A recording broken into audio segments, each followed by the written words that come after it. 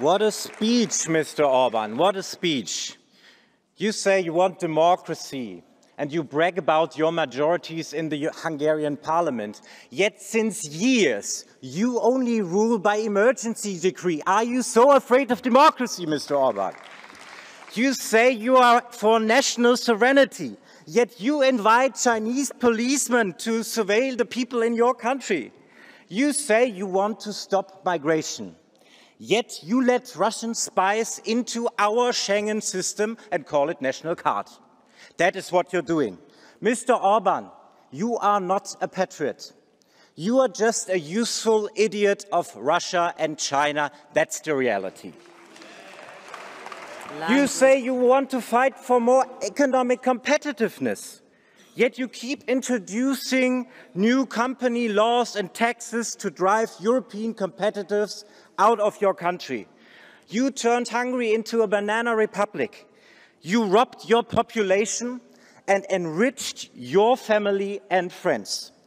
Under your rule, Hungary has become one of the poorest and officially the most corrupt country in the EU. Thank you. What a fraud. What a burden for your people. Mr. Orban, please step down to make Hungary great again. The European Parliament is the beating heart of European democracy.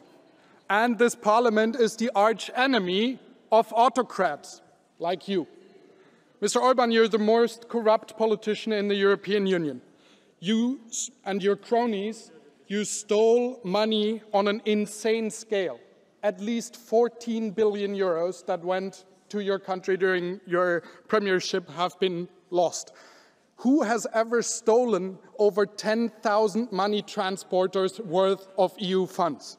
And the biggest trick you have played is that you distract people from your heist with hate against minorities, with propaganda about gender, with so-called peace initiatives. But this money was meant to fix roads, schools, and benefit the Hungarians. But instead, you build a football stadium in your backyard, you build palaces, and you have made your childhood friend Mecharos the richest man in Hungary.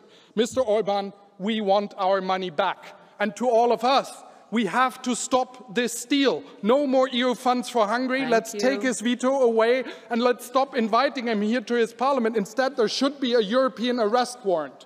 Thank you. Our House of Democracy just served as a platform for the propaganda of Prime Minister Orban. Because the truth doesn't serve his interests. The truth is that he's a corrupt, disloyal and ruthless violator of the EU's most fundamental values. Instead of listening to him, we should give the microphone to the Hungarian people who face the daily hardship of living under his autocracy. The teachers, the judges, human rights defenders, journalists and academics who fight for the values that the EU stands for, who simply demand the same freedoms and protection as every EU citizen. Yet this man is punishing them with smear campaigns and intimidating investigations. However, a solid majority in this House defends our allies and genuinely joins forces. And we urge the Council and Commission, go all in with our response, just like Orban does with his destruction. This presidency fails to meet its duty to hold a hearing under Article 7, paragraph 1. We urge the Council to use Article 7, paragraph 2 and prevent Orban from hijacking EU decision-making. And the Commission to keep EU funding frozen until the rule of law is restored for real. Be consistent, credible and act with urgency. If we cannot protect our EU citizens against autocrats, our EU democracy is bound to fail.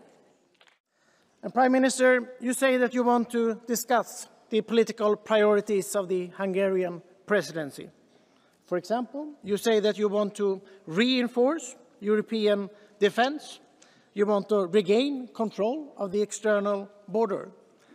I welcome these priorities.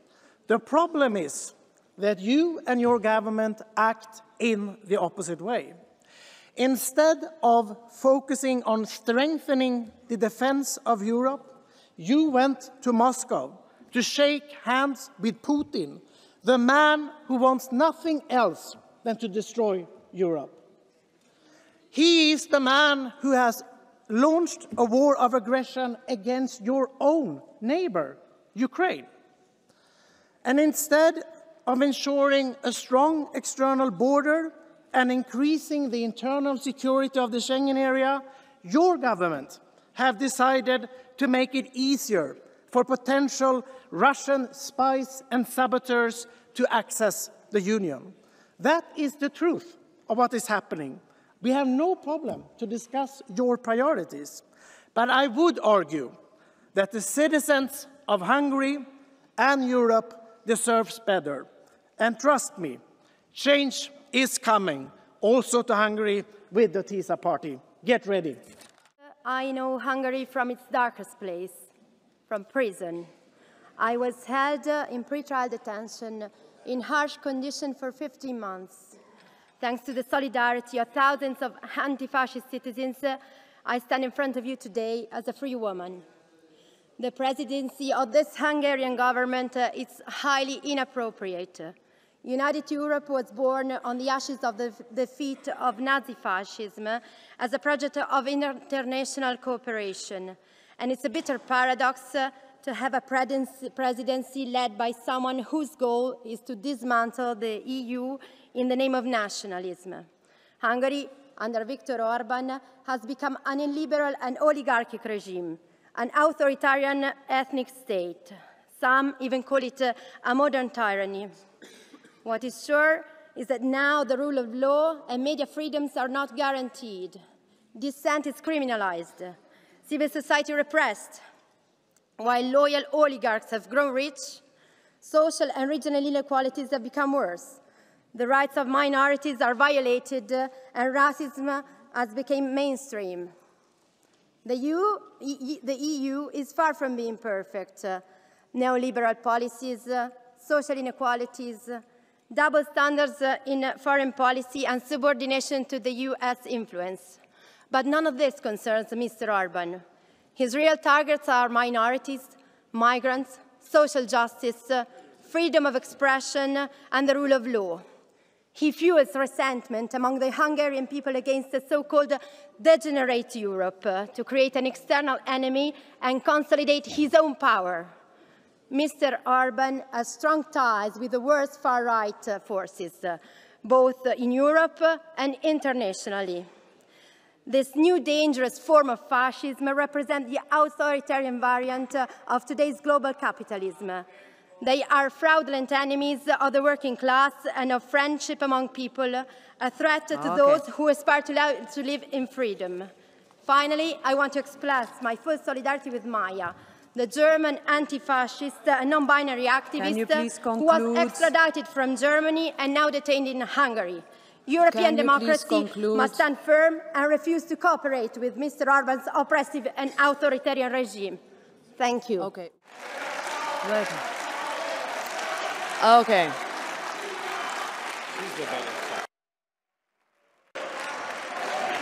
All right, okay.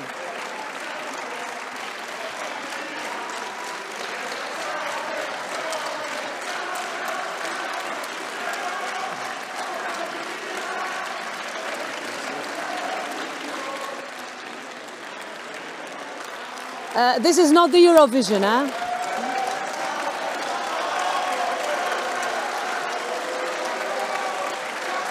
All right. All right. All right. Our Ukrainian friends are heading into the third winter of war. And Russia is trying to make it the hardest winter yet. Last month, Russia sent over 1,300 drones against Ukrainian cities. Throughout the summer, hundreds of missiles have rained on Ukrainians' energy infrastructure. Countless Ukrainians have been killed or wounded. Families have been separated. Cities have been destroyed. The world has witnessed the atrocities of Russia's war. And yet, there are still some who blame this war not on the invader, but the invaded, not on Putin's.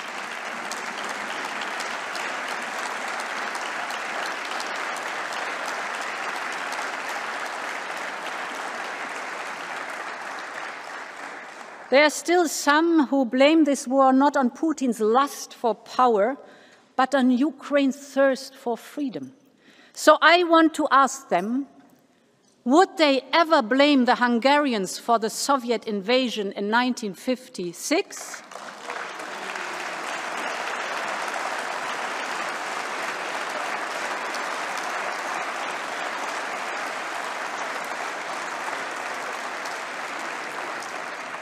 Would they ever blame the Czechs or Slovaks for the Soviet repression of 1968?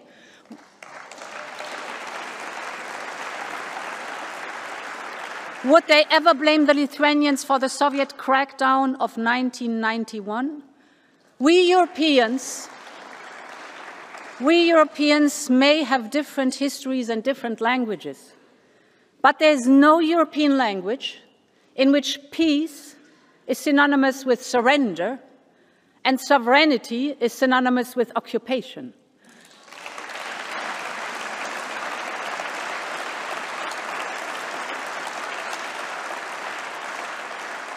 The people of Ukraine are freedom fighters, just like the heroes that freed Central and Eastern Europe from Soviet rule. And there's only one path to achieve a just peace for Ukraine and for Europe. We must continue to empower Ukraine's resistance with political, financial, and military support. Last month in Kyiv, I announced that we will provide up to 35 billion euros in loans to Ukraine as part of the $50 billion pledged by the G7. This loan will be repaid by the windfall profits of immobilized Russian assets, and it will flow directly into Ukraine's national budget. So, we are making Russia pay for the damage it caused, and we will stand with Ukraine through this winter and for as long as it takes.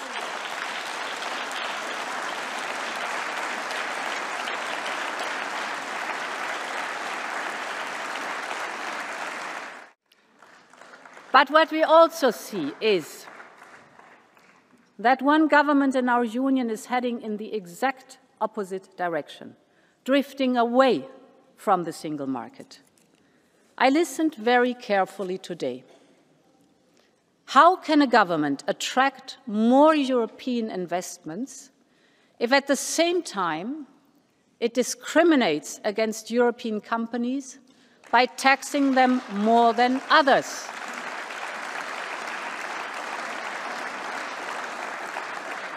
How can it attract more companies if at the same time it imposes export restrictions overnight?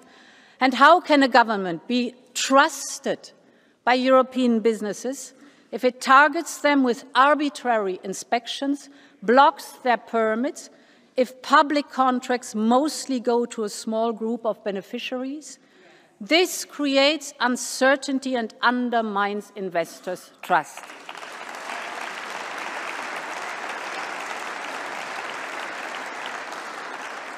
And all of this at a time when Hungary's GDP per capita has been overtaken by its Central European neighbors. Hungary is at the heart of Europe, and it should be at the heart of our economy. The Hungarian people should enjoy the full benefits of our single market.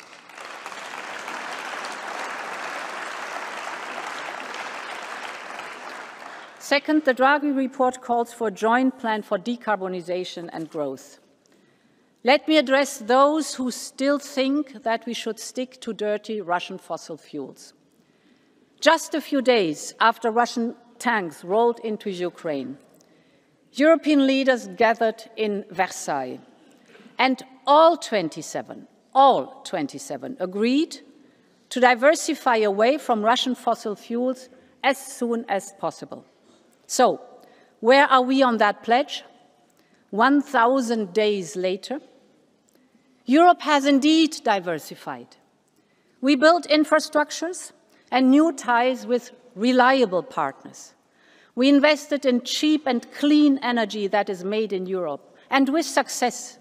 In the first half of the year, 50% of all our electricity generation came from renewables, homegrown, our own energy, good jobs in Europe and not in Russia. But not everyone has acted on the Versailles commitments. Instead of looking for alternative sources, in particular, one member state just looked for alternative ways to buy fossil fuels from Russia. Russia has proven time and again it is simply not a reliable supplier.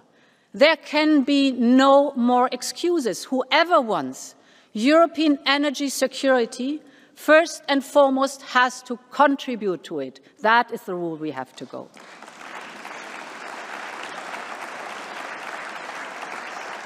And honourable members, finally on migration. Everybody understands that migration is a European challenge that requires a European answer. And this is why the European Parliament and the Council adopted the new Pact on Migration and Asylum. And now we must implement it. We are already looking at member states, including those at the external borders of our Union, to help them manage our common frontier. Prime Minister, I heard your words over the weekend.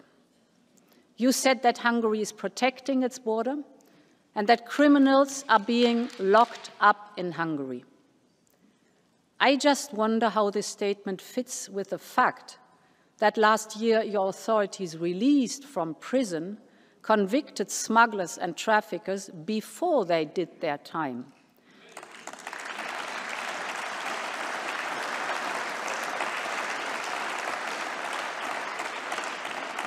This is not fighting illegal migration in Europe. This is not protecting our union. This is just throwing problems over your neighbor's fence. We all want to better protect our external borders, but we will only be successful if we work together against organized crime and show solidarity among ourselves. And speaking about whom to let in, how can it be that the Hungarian government invites Russian nationals into our union without additional security checks?